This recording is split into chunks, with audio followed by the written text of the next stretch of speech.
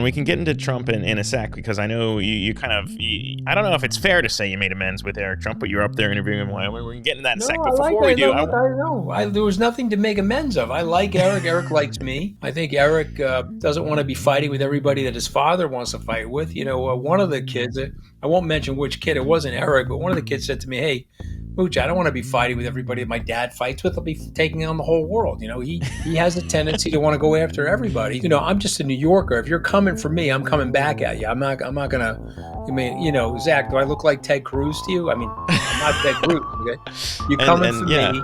You're trolling me. You're hitting me. Guess what I'm gonna do? I'm gonna come right back at you. All right, you may know him as the man who gave rise to a unit of time after 11 days in the White House. You may know him as an early crypto investor, or you may simply know him as the Mooch. We know him as friend of the show, Skybridge Capital founder Anthony Scaramucci here on Coinage. Anthony, good to see you again, man. Zach, good to be on. I like your YouTube awards back there. Looking good, Zach. Hey, thank you, man. I know you're just chatting with Tolly out there in Wyoming. We actually tokenized that little YouTube award and put it on Solana, and the meme coin has been doing well. So a lot to discuss with you this time, but I wanted to talk to you too, because it's been a while. I think this is the first time we've had you on Coinage, but we actually met when I was still at Yahoo Finance. And I was just thinking back to everything that's happened since 22, the FTX collapse doldrums, reflecting on where we are as Trump makes the U.S. crypto capital of the world. I wonder if you've had kind of a chance to step back, Anthony, and think about how far we've come from that moment and where we are in time for crypto here in the U.S. Well, when you're having bad times, it's always wise to be anchored and to think about, what happened and the confusion and the despair, frankly. So I'll set the scene for you. 3 short years ago, in this little study in my summer home, I was like, wow, we're getting really knocked around badly. I mean, Bitcoin went from 69,000 in November of 2021. It was on its way to 16,000.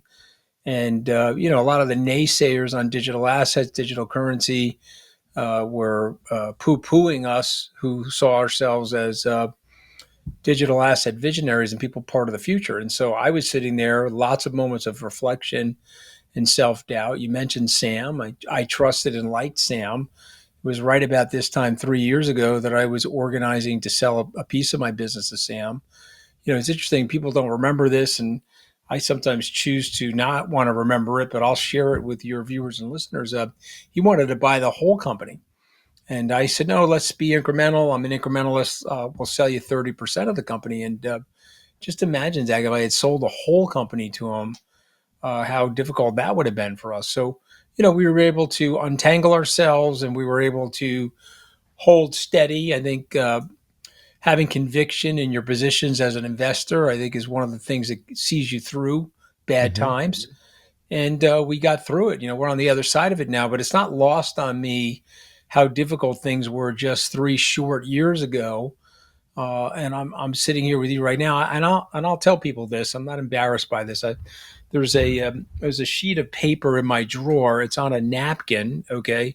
And I wrote on a napkin 3 years ago how I was going to get out of the crisis that we were in and what steps we were going to take. And then I said, if we can get out of the crisis, here are things that I would want for our business in terms of the solidification of our business. And so I guess the big message for people, when you're in a bad situation, manifest, believe in yourself, dig in. You've had to do this as an entrepreneur. I've had to do this as an entrepreneur. Don't expect good times forever. We're having a good run right now. I don't think you or I would think that there's not going to be a crypto crash coming. You have to know that will happen. I predict that Bitcoin will probably get to 500,000 over the next 5 or 6 years, but could we have a 40% correction between now and then? Certainly. So, you got to be ready. You got to be ready for this sort of stuff, basically. No, I wanted to ask you about that. And too, by the way, I would echo a lot of that too. Obviously, we knew Sam. We were out there covering before his trial. There was a lot of stuff. And for people who were close to it, I mean, that's where you also deserve kudos in terms of people sticking with it. It'd be easy to be so close and be like, yeah, look, I got this wrong, and then retreat. We saw a lot of people leave in crypto winter. But for people who held faith to kind of what this technology can unlock, I think it's been interesting to see who's still here 3 years later. But you mentioned kind of where we are in this cycle and where we could go. I definitely wanted to get your take on why this cycle feels different, because now we are seeing institutions really take the torch and run with it. I know you guys were just hosting a lot of those kind of institutionally focused players in Wyoming. But how do you kind of look out kind of in that 1 year horizon for where you think how much legs this still has to go? When you tally up the ETF flows, when you tally up the DATs, when you tally up how much money still can enter this space, what's kind of the peak you see before potentially that correction comes? Well, I mean, again, that's the bull case, right? So the bull case is there's $1 trillion on the way. It's going to push Bitcoin to $1 million a coin.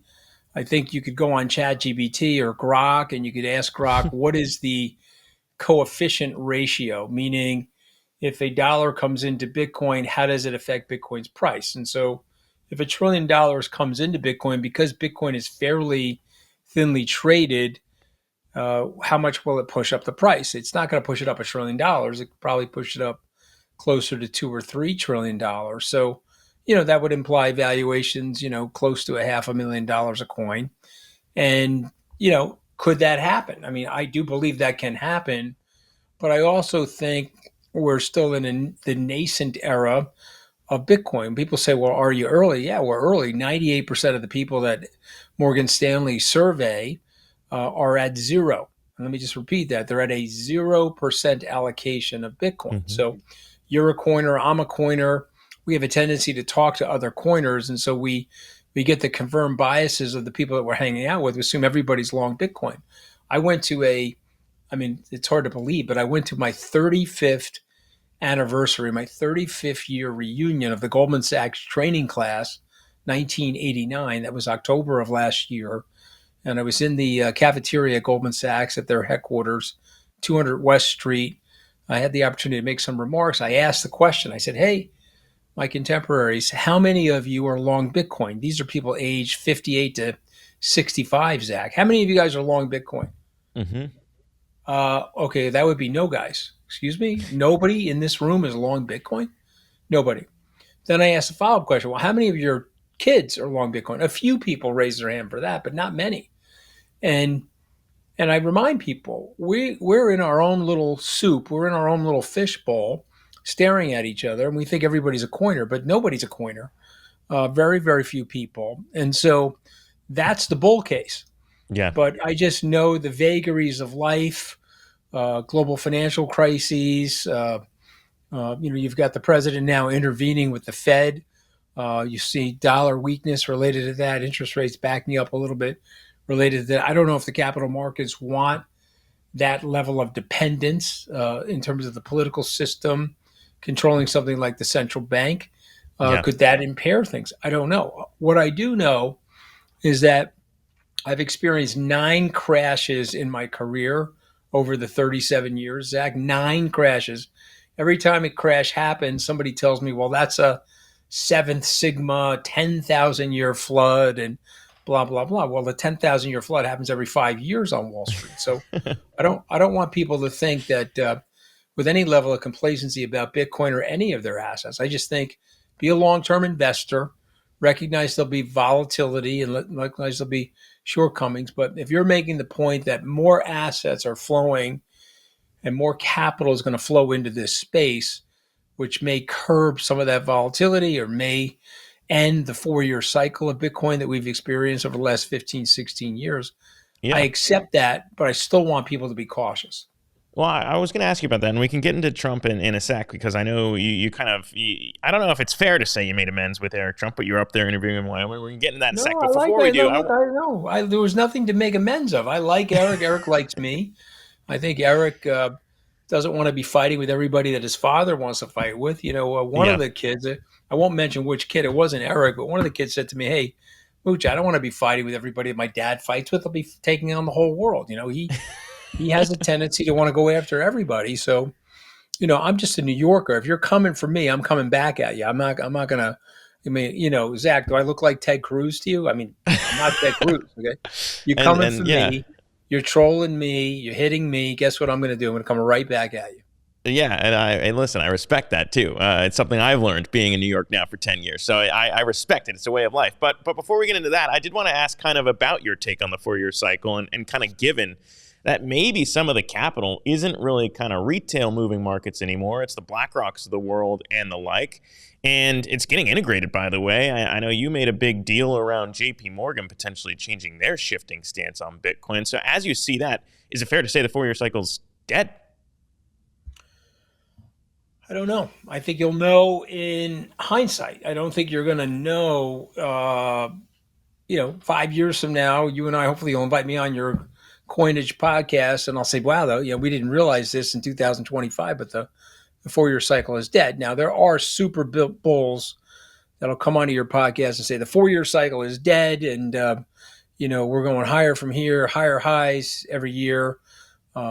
May happen. I'm not going to say that that's not going to happen. That's in the category of potential outcomes. You could say that Bitcoin has been in a 15-year bull market.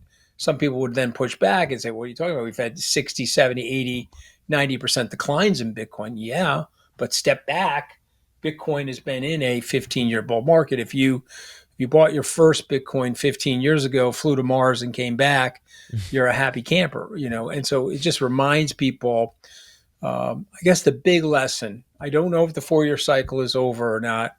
I'm skeptical about it only because I've learned on Wall Street, anything you think cannot happen, Zach, happens. Anything you think can't happen will happen. But here's the thing I would say.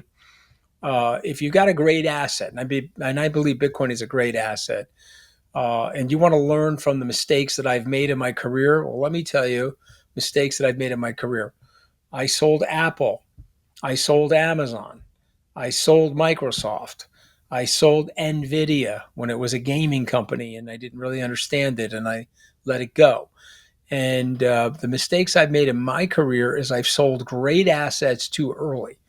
I went 3x on Apple. Oh, I'm a genius. I'm going to pat myself on the back. Let me get out of Apple and pay my taxes. Well, you know what? I left 15 more X's on the table. And so I just tell people I'm 61 years old, learn from my 37 years on Wall Street, learn from my mistakes. If you have a great asset, and I believe Bitcoin is a great asset, hold the asset. I'm actually looking at, if there is a 40% correction, I'm looking at, okay, well, how am I going to buy more Bitcoin during that correction? I'm not thinking about, oh, geez, I should have sold it 40% ago. I don't think like that. No, I think that's, partially some of the best advice that I've realized as well since I began my journey in 2014, just buying and holding. And that seems to work out fine through the ups and downs. But I guess I did want to ask you about kind of how much it's changed. And you kind of mentioned this year as Trump comes into office, it has been night and day when it comes to the way that America itself, the country, not just Trump, I should say, the president, but the country has been looking at this space as an asset. I mean, when you put all those pieces together, before we get into the Trump specifically, what have you made of that? Because it's not just the Genius Act, by the way. It's everything else we've seen in Congress. It's states adding Bitcoin to their own kind of funds as well. I mean, it is. It's like a flip switch. Well, I mean, listen, a couple of things happened. So let me take you a little bit further back. Bitcoin went from 20,000 to 3,000 or 4,000. It cratered in March of 2020. I think we were at 4,000, 5,000, 6,000, and then went back up to 20,000 by the end of the year in March of 2020. And I really believe that was a seminal year for Bitcoin because COVID helped Bitcoin. So what the hell do I mean by that? Well, a lot of stimulus money went into the market. A lot of that stimulus money ended up in Bitcoin. It sort of solidified Bitcoin. And as we came out of COVID and rates started to normalize, Bitcoin will, let me put it this way. It was becoming an anti-fragile position. It was becoming hard to kill Bitcoin. And so now, what are you going to do? Are you going to regulate it or not regulate it? And so we made the decision that the U.S. was going to eventually fairly regulate it. And the reason we made that decision was related to property rights. And just remind people, I guess it was 2019, maybe it was 2018, the IRS said that Bitcoin was intangible property. If you were going to put Bitcoin down on your tax return, you were going to treat it under the same tax code as intangible property. But once that word property was used, people that really understand the law here. I mean, I'm a recovering lawyer, went to law school, never practiced law, but I do understand property rights. In the United States, property rights are sacrosanct. They date back to the Magna Carta, King John in 1215. There's 900 years of legal precedent tied to our property rights. And so I knew that arbitrary and capricious behavior by the Elizabeth Warrens of the world or the Gary Genslers of the world were going to get screened and checked by the system. And lo and behold, that started happening. Grayscale won that lawsuit, and then the floodgate opened. So when you say the switch turned on, the system basically proved itself out. That's one of the greatest things about America is the predictability of the system. Despite the stress from political leaders or partisan politicians, generally the system from a legal perspective has been very predictable. So we got the outcomes that we expected. I think in President Trump's case, I think what you have to accept about President Trump objectively, he's got phenomenal political instincts. I think he looked around in 2024 and said, okay, wait a minute, there are pro-crypto voters. Are there any non-crypto voters? And the answer is no. I mean, Elizabeth Warren's putting out memes. She's building an anti-crypto army. Were there any anti-crypto voters in 2024? The answer was no. Trump understood that. But Trump understood that there were perhaps even single issue voters related to Bitcoin. And so he switched. You know this. I know this. We can find his tweets going back into 2018, 2019, where he disliked Bitcoin, said a lot of negative things about it. But there he was in July of 2024 rendering a great speech about Bitcoin. You could tell that there were coiners, Zach, involved with the speech writing because it was a good speech about where Bitcoin is and where Bitcoin needs to go. And so I give the president a lot of credit for that. And I think he put people in place like Paul Atkins, pro-Bitcoiner, Scott Bessent, a pro-Bitcoiner, obviously Howard Lutnick, a pro-Bitcoiner, and a battery of people. You've got Chris Waller at the Fed, came to our conference last week, understands the need for digital assets and the space in the monetary community for digital assets. So yes, but the real question is, would this have happened one way or another? I believe it would have. I believe that if it were not, Trump certainly gets the credit. He deserves the credit, but there was a wave coming. And I submit to everybody listening that if you have technology that works better than the prior technology, that technology gets used. And so if you've got a horse and carriage, and now someone shows up with a horseless carriage and you don't have to feed it and you can run it faster for longer and it's more efficient, guess what happens? You end up using the horseless carriage over the horse and buggy.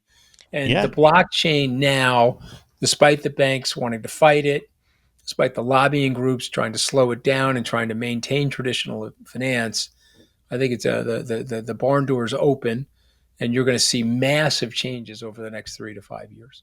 Well, you hit on a lot there too, and I want to get into that because I do think it is one of the weird spots. I don't know if you feel the same way, but it's kind of a weird spot for people in crypto to be in now. If you are kind of in crypto, and I feel like this is a small minority of the crypto space, people who are in crypto but may be anti-Trump. They may enjoy the fact that America has turned pro-crypto, but they might not like necessarily what Trump's trying to do with it. And you kind of mentioned on some of these different things. We've been digging into them recently. We just had Crypto Dad, former CFTC chair Christian Carlo on the show, talking to him about this. But Trump's now leaning into the stablecoin space, which is a little bit distinct from everything else in terms of launching World Liberty Financial and their own digital dollar. I'm just kind of curious for you, as someone who's kind of well aware of the way that Trump has leveraged things in the past to benefit himself, what you make of a sitting U.S. president launching a digital dollar? Well, okay, so a number of different things. His kids have the right to have businesses. They absolutely do, and people could be upset with me for saying that. They didn't choose to go into politics. Their dad did, so they have the right to have businesses. And in Eric Trump's case, he's head of strategy and on the board of American Bitcoin, which is spinning out of from HUD 8. I'll fully confess that I'm an investor there. And I think Eric actually gets Bitcoins, read the white paper, spent lots of time with Michael Saylor. I think he's a good Bitcoin proselytizer. and I was very happy to interview him at the conference. I don't think we should make everything political. Sure. As I said to Eric, there's a red party, there's a blue party, but there's also an orange party. And I'm not talking about your dad's face. I'm talking about Bitcoin orange. And so for me, I want to be in the orange party, and I want to exercise Bitcoin diplomacy. If we're working together to help advance the technology, and if we're working together to help advance the right policies and regulation around blockchain and Bitcoin, that's good for me. You can be a red person or a blue person. It really doesn't matter. Let's make this thing eventually nonpartisan. But when you're sitting there talking about Trump, I would say breaking those norms is bad for America. I don't think starting a meme coin 3 days before the inauguration is good for America. It might be good for the president, it might make him money, but I don't think it's good for America. When you're talking about the president's involvement, and he's made, according to the watchdogs, he's made $3.4 billion since he started the presidency the second time. I don't know. I don't know if that's good for the country. I would actually say it less passive aggressive. I say that's bad for the country. We're breaking norms. We want to find political leaders that are post-career, are more worried about how they're going to serve the people. You know what a good political leader is? Somebody that loves people so much that they are willing to do things for people they're never going to meet. They're willing to set policies in place that are going to benefit people and help their families and help their families long after the political leader is gone. So to me, I don't think he's exercising that. But with Donald Trump, you take the good and the bad. I told somebody, you're at the Mar-a-Lago buffet, and guess what? It's not all you can eat; it's you must eat everything. So you're at the buffet and you're walking over there with your plate. You can't just say, "Let me get some pro-crypto regulation. Let me get some pro-banking regulation. Let me get an extension of the tax cuts," and then walk back and drink your Diet Coke with Donald Trump. Can't do that. You got to get the meme coin. You got to get the self-dealing on American Liberty Financial, whatever it's called, Liberty Financial. You got to get the self-dealing. You got to get the nonsense related to Canada being the 51st state, or we're going to take over Greenland. You got to get the bellicosity of rhetoric towards our allies and the currying of favor of Vladimir Putin. I don't like any of this stuff, but that's the force feeding. You're not able to go a la carte with Donald Trump, but I want to be fair to him, and I want to applaud his administration for helping this industry. And again, I guess the only thing I would say, we have to figure out a way. The industry is being helped, but I don't want the advancing and the progress to be impermanent. How do we take what's going on in the industry right now? How do we take that and make it post-partisan? How do we transit? I will say this to you quickly. I know you want to ask another question, but just think about this. We don't debate whether or not oil should be in our strategic reserve. If you're a Democrat, I'm a Republican. You're not saying I'm for the oil and I'm saying I'm against the oil. We're not saying that. We're like, okay, we need oil. And I want this to be a post-partisan discussion, and hopefully we'll get there. I agree. Certainly, obviously, as I quit my job at Yahoo to build out a cooperative, a U.S. registered cooperative, by the way, why we wanted to build here was exactly why, I think you and I share the idea that look, Bitcoin has brought a lot of positive change to the world. And I think that this technology can bring a lot of positive change to the world too, which is why I was conflicted. I tweeted about, when Trump, before he came into office, was kind of launching the meme coin and talking about World Liberty Financial, tweeted it out. Eric actually retweeted it, and then the president retweeted it. I think you retweeted it too. And it was basically looking at, are we getting into a dangerous situation where potentially you could have a president co-opt something that was meant to be apolitical, like you said. And obviously that's what I think you want and what I want. But it becomes a little bit dangerous when you have someone lean in so heavy that people start to attach Trump to it. Then it can't be kind of embraced by all just by the nature of Trump. And so that's one of those things, but putting Trump aside, I think it's just a question that we're exploring now in general. Like you said, Americans are Americans, and I still have the hope that we can stay together as a country and live and die by that creed that, look, we're all countrymen together, so who cares if it's red or blue dollar? But it does kind of scare me to have the idea of a dollar get issued by a politician like what we've seen. And I don't know if you have a stance on like whether or not America could exist with a red dollar and a blue dollar coexisting, like those two types of stable coins. Well, I mean, yeah, I mean, yes, could it coexist? Sure. I mean, you're going to have probably Walmart have a stable coin. You're going to have Disney have a stable coin. The state of Wisconsin actually at our conference last week in Yeah, I thought that Wisconsin was really cool. issued a stable coin. So yeah, I think we'll you'll be able to coexist. I think it's a bigger political But I question. thought the Wyoming one was cool because like obviously how they all work, they all make interest on holding the dollars in the bank, but the interest for that one for Wyoming stablecoin is going to go to their school fund, which I think is cool. Whereas with USD1, it goes to the Trump family and everybody else who's kind of involved with World Liberty Financial. So it's kind of distinct. Like you said, kind of why we built Coinage as a co-op. There's a bunch of people who's going to mint this thing and co-own it with me that I'm never going to meet in person either. But they're still going to earn a dividend from the co-op as we grow and sell ads. And so I don't know. I think it's interesting to think about who's winning in these things. And if you're leveraging the presidency, is it fair to have that, unlike the Wyoming I stablecoin, mean, that's going to go to some public listen. I don't think it's the right venue. And again, I think it's norm breaking, and I think it's also self dealing, and I don't think it's the right thing to do. I think you're getting that mantle of leadership, and with that mantle of leadership comes some responsibility. If you were Roman, and in the time of Cicero, the word is fas in Latin. It means proper. There's a proper way to do things. Certainly Washington thought about that. Lincoln thought about that. The president doesn't think like that. The president's trying to figure out what's in it for him. But by the way, he would also create the diversion. He would say, well, what about Nancy Pelosi? And what about this person and that person? We had Hunter Picasso Biden last term. He was making paintings and selling them for several $1,000,000 a piece, like he was Pablo Picasso. And then all of a sudden, his father's no longer president, and his middle name Picasso, and now he's just Hunter Biden again. He's not Hunter Picasso Biden. So to me, there's elements of this type of behavior everywhere in the political system now. I think it's a broader philosophical thing. Maybe we've got to think like Singapore and pay the politicians more. We don't pay the politicians enough to do their jobs, a result of which they're seeking favor elsewhere.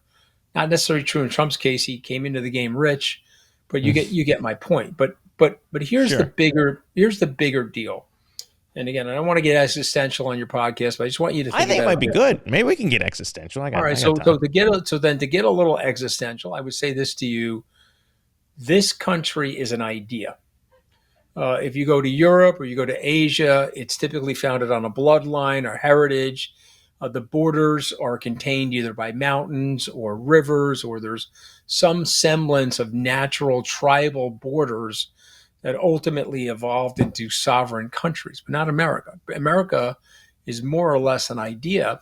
And so people came here from all walks of life, religious persuasions, different parts of the world, lots of different ethnic backgrounds. They descend upon America, and its unity was related to the love of that idea. And Hmm. so we've lost a little bit of our civic duty, and we've lost a little bit of our civic virtue, where now we're going off on each other and we're being quite tribal. Al Gore didn't hit George Bush as hard as Donald Trump and Kamala Harris are hitting. Moreover, Bob Dole, to really take you back, Bob Dole, the Senate Majority Leader from Kansas, didn't go after George McGovern from the Dakotas. His attitude was, we both served in the U.S. Army. We both Hmm. have respect for the Constitution. We may disagree and we can get polemical with each other over policy, but we're not going to eviscerate each other. And can we return to that? I don't know the answer to that, but I do think that we as a group of people need more civic connection. Yeah. Again, I'm not a politician, but I wonder out loud, we don't have the draft anymore, but should we have some type of compulsory civic service, some type of governmental service, public service after high school, where people from the Dakotas meet people from New York, and people from New York meet people from New Mexico, and all of a sudden we realize how much in common we have, Yeah. and how grateful we all should be to live in this country where we have unlimited upside, lots of flexibility, lots of adaptation. Things happen in America for a reason. We have a group of risk takers. We have a flat system. There's no real autocrat here to suppress anybody, a result of which lots of people can rise in America and fulfill their dreams. So, Yeah. to me, I would like to get back to that. I'd like to preserve that. No, I mean, I think that that's definitely where I think some of the fears for people in crypto may be coming from. Because, like you said, I mean, Bitcoin was cool in the sense that, a lot of people who made a lot of money in it were people who were kind of just random retail people who saw the idea and thought it was cool. And they were 10 years ahead of the BlackRocks of the world and enjoyed all the upside. Whereas, potentially, what you're talking about, the idea of anyone being able to launch a stablecoin would be very different to leverage the office of the presidency versus an Amazon or a Starbucks.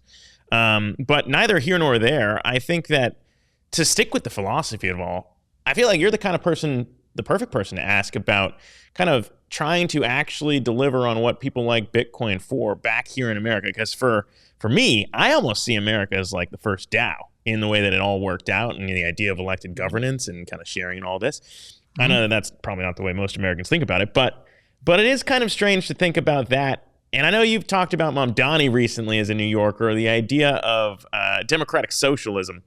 But I'm kind of curious to get your take on whether or not some of those elements are native to crypto in the way that it is meant to somewhat be, I don't want to say egalitarian, but like you do have an ownership stake over the network, and it is somewhat community-based. So I do think it is interesting to think about crypto in general. Yeah, but that's like libertarian capitalism. It's not really socialism. Socialism, we don't own anything, and we're sharing the resources of the state, which creates this wild disincentive for us not to work.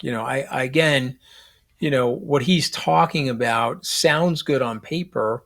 It's never worked in practice because human nature being what it is, we don't think like that. We don't act like that.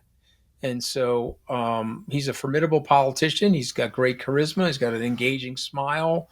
He's captured the imagination of younger people. There's a huge problem in the city of New York. I obviously have my office there the last 30 years. I live out on Long Island because I'm a Long Islander. But I will tell you, there's an affordability crisis in New York City. So younger people are listening to him and saying, wow, he's right. I can't afford the rent. I can't afford the groceries. I can't afford this. I can't afford that. I'm making decent money, but the inflation is eating away my savings, which is the reason why you and I are Bitcoiners. And we're sitting there and we're going to start to hire politicians that are going to tell us what we want to hear. And so this is a failure in the system, actually. So, I'm for Andrew Cuomo. Would like to see him win. But I would say that the establishment, which Andrew is a part of, has to reflect upon some of the policies that have gone on in the urban areas as it relates to bail reform, police protection, public safety, public cleanliness. A lot of things are not going well, which is why people want to try new ideas or potentially new politicians. But I don't accept. I have to push back a little bit on Bitcoin being socialistic because there's a community basis to it. It's an ownership thing. I would agree. I mean, first of all, I think it's kind of interesting to think about the term. I think the term democratic socialism is not exactly the right term to use in America in general because it's not really attached to socialism at its core necessarily. But the idea of what you just hit on in Trump trying to kind of, I think Mamdani's actually connecting the same way Trump did. Like you just said, everyone who's kind of caught in the old way of doing things and it's not working for them. So they're looking for separate things, whether it's on the right or the left. And that's kind of what crypto always represented too, was this alternative outside of the traditional finance system that might not be working for you, kind of in that very limited lens. But as crypto becomes political, it's very interesting to think about all those things. So to pair those dots, now we got Trump talking about America taking a 10% stake in Intel, which some people might say seems socialistic. Maybe, I don't know. I'm curious to get your take on that. Kind of if you think Mamdani represents somewhat of the same things that Trump did when he was kind of on his rise. Well, I think you're bringing up an interesting point because, if I'm Mamdani, I would say, well, what about all the corporate welfare that goes on? What about all the tax breaks for the wealthy, the tax breaks for the corporations, the accelerated depreciation? I think in Intel's case, the CHIPS Act gave Intel 10 or 11 billion dollars to help build microprocessor foundries in the U.S. It was an incentive for them to do that. I think Trump's position and Lutnick's position is, well, we gave you that. We should have gotten something in exchange for that. Now, we got to be very careful. You don't want to go down the slippery slope of state ownership of these enterprises because that'll be very corruptive long term. And I think it's a different system. The Communist Party of China has a woven philosophy with their private sector. They own large swaths of their private sector. They help to manipulate markets and help those markets, but they also have a has a bad effect. It leads to uh, lack of innovation. It leads to some levels of corruption. It leads to some levels of an incentive for graft and grifting.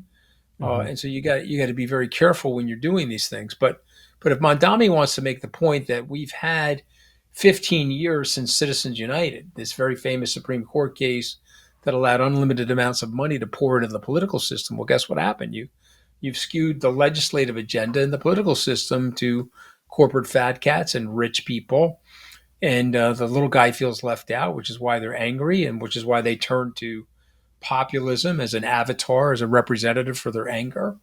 So for me, I step back and I look at the whole thing and I say, well, what could we do differently? Well, we could end Citizens United. We could end gerrymandering. We could have a computer program adjust the census and make the congressional districts look like geometric shapes that we would recognize from geometry rather than these jagged edge jigsaw puzzle pieces, which nobody can recognize. So there's lots of things we could do to improve the system.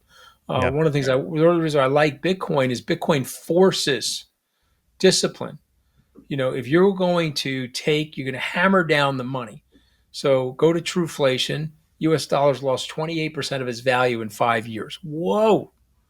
Let me repeat that because people don't really understand it. Sure. 28% of its value in 5 years down. The problem with inflation is it inflates prices. And so, my parents, I'm going to give you this example, and I want your viewers and listeners to really contemplate this. My parents bought their house. Okay, you with me? My parents bought their house for $16,000 in May of 1962. You know what gold was priced at in May of 1962? $35 an ounce. So what did my parents pay for the house? They paid 457 ounces of gold for the house. Yeah. You with me? The house is on Zillow right now at $750,000. Okay, what's gold today, my friend? Gold today is $3,300 an ounce. You with me? Still with me? Okay, so it's now worth 227 ounces. It's worth half in terms of the price of gold, Zach, that it was in 1962. Yeah. But not my parents think they made a bum rush of money. We went from 16,750. We're rich. Yeah. But in the price of gold, and by the way, it would make sense. It's an older house. It has older technology in it. It would make sense that it's lost some value. And it just shows you the corruptive forces of what we do to inflation. And it also explains to you and your viewers why the politicians get away with it. Yeah. Because the people don't understand it. They get under the impression, oh, I'm worth $1 million now. Well, $1 million is the purchasing power of 80,000 US dollars in 1971. Yeah. It does? Oh, but I'm a millionaire. You see I'm what's sure. going I on? mean, like, it's a lot of the same reasons. Very Exactly. dangerous. I've seen the same display in Bitcoin terms as well, and so obviously a lot of these themes echo. But before we let you go, because I know you got to run, there's one more question I wanted to ask you in terms of what you're working on now to kind of go full circle. I just saw that you're also launching tokenized funds on Avalanche. I'd be remiss, obviously, if I didn't give you a chance to talk about your own things you're up to. But I think that's pretty cool. So just wanted to give you a chance to highlight it and see if you think that Avalanche is one of those chains that we've talked about here on Coinage, but hasn't been kind of looked at much lately. So what's your take there? So, well, let's talk about Avalanche first. So Avalanche, I would say, is a Swiss Army knife. If you really study the technology, and my partner, John Sfoulos, who's sort of he's my partner, known him for 40 years, went to law school with him. He's sort of the head of our crypto research department at Skybridge, would say that Avalanche has versatility to it. If you're a chief technology officer somewhere and you want to have some customizable solutions, let's say you're Citibank, JP Morgan, pick a Fortune 50 company, Avalanche is something you're drawn to because the chain can create subnets and the chain can create for you your own ecosystem. So I like that chain. It's a little different from Solana. We'll talk about Solana in a second. We can also talk about Algorand. But what I would say about Avalanche is it's going to be part of the future because old school CTOs want that customizable solution. So, again, the state of Wyoming used Solana. The state of Wyoming for their stablecoin also used Avalanche.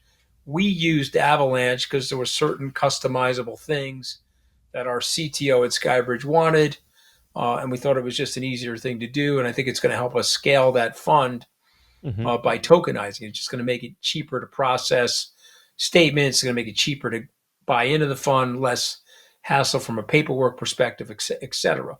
So there's lots of value in tokenizing the fund. Solana is a different beast. Solana is a very fast chain at low cost. And I think Solana could be one of the chains that is the RWA for the future, meaning Hmm. could the CME run on Solana? Well, I think the answer is yes. Could the New York Stock Exchange run on Solana? Yes. If you can get up to 100,000 transactions per second, you're faster now than the Visa network. And Solana is different from Ethereum, where it has very low gas fees or very low expenses to handle that type of throughput and handle that type of transactional activity. So I'm a big long-term fan of Solana. I'm actually writing a book about Solana, which will come out in Wow. December. I didn't know that. We'll have you send me a note. I'll invite you to my book party. Yeah, yeah. I know how to throw a party, Zach. I think you know that about me. So, Yeah, so, they've so always been good. if you want to talk a little bit about Algorand, I think Algorand's got amazing tech, but unfortunately, these products are sold at this time in our economic evolution of these products. The products are sold and not bought. Hmm. And so you need to have an ecosystem, hacker houses, a flare. You need to have meme coin activity, NFT activity. You pick the activity, the TVL. Got to get TVL on that chain. And Silvio McCauley was a brilliant guy and built a one hell of a mousetrap Yeah. on Solana. They didn't attach to it a great marketing execution story. Solana did that. Avalanche has done that. Algorand has not done that. So it's floundering right now. Charles Hoskinson, who's one of the more brilliant people in crypto and the founder of Cardano, loves Algorand. He finds Algorand, there's genius in the blueprint of Algorand. Yeah. Uh, and so for those of us that were early enthusiasts on Algorand, we're frustrated that it wasn't able to materialize, but I'm not surprised.